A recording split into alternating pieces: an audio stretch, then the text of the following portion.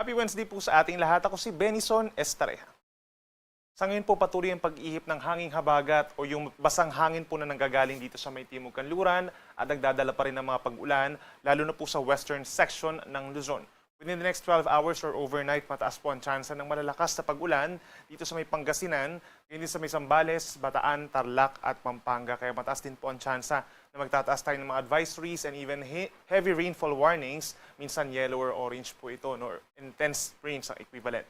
Samantala sa natitirang bahagi ng Luzon, mataas din po ang tsansa ng mga pag-ulan dulot ng habagat, makulimlim na panahon overnight at sasamahan din ng mga light to moderate with at times heavy rains. Kabilang na dyan ang Metro Manila. So kung lalabas po kayo ng bahay this evening, pagbaon po ng payong. Habang dito naman sa natitirang bahagi ng bansa, particularly dito sa may Visayas, Mindanao, sa may Kabikulan, paminsan-minsan nagiging maaliwalas naman po ang kalangitan overnight. Pero sa mga sandali ito, asahan po ang mataas na tsansa ng pagkulimlim at sasamahan din ng mga localized thunderstorms o yung mga pagkidlat pagkulog na usually nagtatagal po ng 1 hanggang 2 oras. Samantala, base sa ating latest satellite animation, yung kumpol ng ulap, meron po doong nabuo na low pressure area sa labas ng Philippine Area of Responsibility.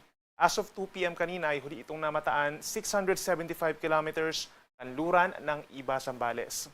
Ayon po sa Pag-asa, maliit pa ang tsansa na itong low pressure area ay maging isang ganap na bagyo sa susunod na 24 oras. Pero sa susunod na 24 oras, kikilos po ang bagyo pahilagang silangan at maring pumasok ng ating area of responsibility bukas ng hapon hanggang sa Biyernes. Kikilos pa ito pahilagang kanluran pahilagang silangan once makapasok ng PAR. Pagsapit ng Sabado, maaring nandun na po sa pagitan ng Taiwan at Batanes at hindi rin natin inaalis yung tsansa na itong weather disturbance or low pressure area ay maging tropical depression habang nasa loob ng PAR.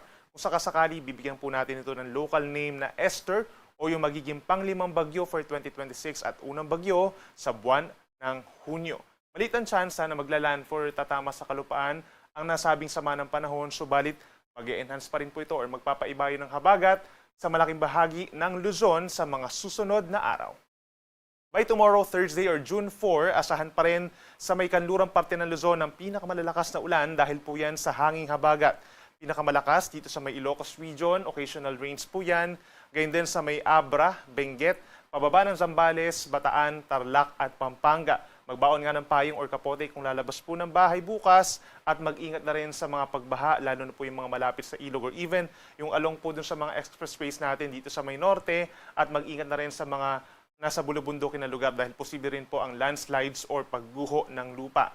Dito naman sa natitirang bahagi ng Northern and Central Luzon, down to Metro Manila, gayon din ang Calabarzon, Mindoro Provinces at Marinduque, asahan pa rin ang makulimlim na panahon for most of the day bukas at sasamahan din ng kalat-kalat na ulan. Generally light to moderate rains po yan, umaga hanggang hapon at sa hapon hanggang gabi, madalas ang mga thunderstorms. Kaya sa mga lalabas po ng bahay bukas, magbaon din po ng payong at mag-ingat din sa banta ng mga biglaang pagbaha at pagguho ng lupa sa inyong lugar.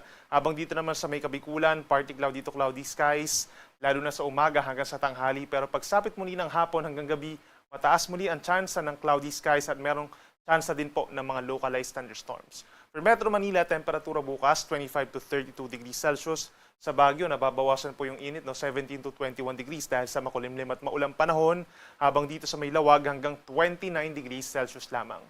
Sa ating mga kababayan sa Palawan, umaga pa lamang mataas na ang tsansa ng ulan sa may northern portion, kabilang na ang Calamian Group of Islands, epekto po yun ng southwest monsoon, habang sa natitirang bahagi ng Palawan at malaking bahagi ng Visayas, magiging maaraw sa maraming lugar or partly cloudy skies. Pagsapit po ng tanghali, mainit at malinsangan, lalo na dito sa may Cebu and Tacloban hanggang 33 degrees Celsius, air temperature po yan. Habang pagsapit po ng hapon hanggang gabi, maraming lugar pa magkakaroon ng mga kaulapan at pulu-pulong pag-ulan at pagkidlat pagkulog, specifically dito sa may central and southern portions of Palawan pa at sa may eastern Visayas. Habang sa ating mga kababayan po sa Mindanao, kagaya sa Visayas, fair weather conditions din po ang mararanasan bukas, araw ng Huwebes, maaraw sa maraming lugar umaga hanggang tanghali, and then pagsapit po ng tanghali hanggang gabi. Madalas ang kaulapan dito po sa may eastern sections, kabilang na ang Surigao del Sur, Agusan del Sur, Davao Region at Bukidnon and Cotabato provinces. Sasamahan din po yan ng mga pag-ulan or pagkidlat pagkulog na usually nagtatagal lamang ng minuto or hanggang 1 oras dahil lamang yan sa localized thunderstorms at hindi dahil sa anumang bagyo or low pressure area. Temperature natin sa may Zamboanga City mainit, hanggang 34 degrees at 33 degrees naman ang maximum temperature sa may Davao City. Within the next 3 days, may epekto pa rin po ang southwest monsoon. Meron pa rin significant rainfall. Inuulit natin yung mga lugar within the next 24 hours. Itong nakikita natin na kulay yellow, nasa 50 to 100 millimeters po ang dami ng ulan. Equivalent po yan sa 100 liters in a 24-hour period sa 1 square meter na area. Dito yan sa Zambales, Pangasinan, Tarlac, Pampanga at Bataan. Sa mga low-lying areas po, mataas ang tsansa na magkakaroon po ng pagbaha sa inyong lugar. At sa mga mountainous areas naman po, posible ang pagguho ng lupa. Pagsapit po bukas hanggang sa Friday ng hapon, ito yung time kung saan nasa may dulong Hilagan, Luzon na yung low pressure area at potensyal na bagyong Esther. At aasahan po natin ang mga pag-ulan dulot ng habagat sa may western section pa rin ng Luzon, buong Ilocos Region, gayon din ang Abra, Benguet, Zambales, Bataan, Tarlac. Doon din po sa may Batanes, mataas din po ang tsansa ng mga kalat-kalat na ulan at minsan malalakas po ito. No? Mataas pa rin ang banta ng mga pagbaha at pagguho ng lupa. So make sure na coordinated din po tayo sa ating local government units at kahit sa ating mga barangay for possible rescue and evacuation. At pagsapit po ng Friday ng hapon hanggang Sabado ng hapon, ito yung time kung saan malapit na po sa Taiwan ang bagyong or low pressure area or potential Esther at nakikita natin na maaaring mag-enhance po ito ng bahagyan ng southwest monsoon. Kaya itong mga areas pa rin na nabanggit natin kanina, itong Ilocos Region, Abra, Benguet, Zambales, and Bataan, ang magkakaroon pa rin ng mga paminsan-minsang malalakas na mga pag-ulan. So make sure po na kung lalabas ng bahay hanggang sa weekend, itong mga nabanggit natin na lugar, magbaon po ng payong at kapote at make sure nga na magantabay sa ating mga heavy rainfall warnings and rainfall advisories. Para naman sa lagay ng ating karagatan, mananatili pa rin pong katamtaman hanggang malakas ang mga pag-alon dito sa may West Philippine Sea at sa may extreme northern Luzon, yun din sa may silangang baybayin po ng Cagayan and Isabela, dulot po yan ng southwest monsoon. Posibleng umabot ng 3 metro kaya delikado po ito sa mga maliliit na sasakyang pandagat lalo na po sa mga nangingisda at maaaring magpatuloy yan hanggang sa weekend. Habang sa natitirang baybayin ng ating bansa sa may Sulusi, dito sa may Kabikulan, Quezon, pababa po ng Visayas and Mindanao, may mga areas dyan na banayad naman hanggang katamtaman ng taas ng mga pag-alon. Maliban na lamang kapag may mga thunderstorms, posible pa rin umabot sa 1.5 metro ang mga pag-alon. At para naman sa lagay ng ating panahon, simula po sa Friday hanggang sa Sunday, inuulit natin yung southwest monsoon, magdadala pa rin po ng pag-ulan sa may northern and western sections of Luzon. Yan po, epekto na rin ng bahagya nung low pressure area na posibleng maging si bagyong Esther. Pinakamadalas nga mga pag-ulan pagsapit ng Friday, Saturday, and Sunday dito pa rin sa may Ilocos Region, Cordillera Region, Cagayan Valley, Central Luzon, even sa Metro Manila at mga nearby areas pa sa Calabarzon, hanggang sa may Occidental Mindoro, mataas pa rin po ang tsansa ng mga pag-ulan. Habang sa may Kabikulan, simula po Friday hanggang Sunday, asahan ang bahagyang maulap at minsan maulap na kalangitan sa umaga hanggang sa hapon at posible lamang ang pulupulong pag-ulan hanggang sa gabi. Sa ating mga kababayan po sa Visayas, asahan din po ang fair weather conditions kagaya sa may Bicol.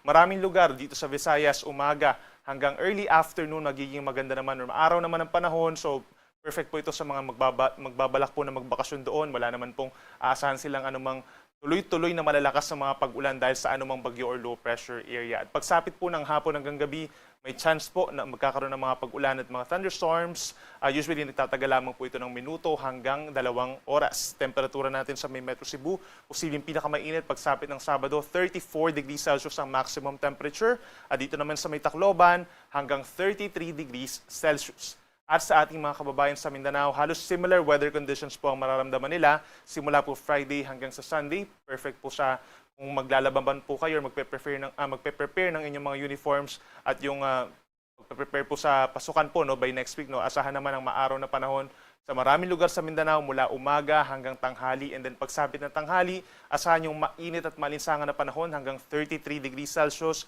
sa maraming lugar. Dito sa may Zamboanga actually hanggang 34 degrees, kaya din sa may General Santos City and Cotabato. Then pagsapit ng hapon hanggang gabi, andyan pa rin ang mga localized thunderstorms. Ang ating sunset ay 6:23 ng gabi at ang sunrise bukas 5:26 ng umaga. Yan muna ang latest mula dito sa Weather Forecasting Center ng Pag-asa. Ako muli si Benison Estareha. Mag-ingat po tayo.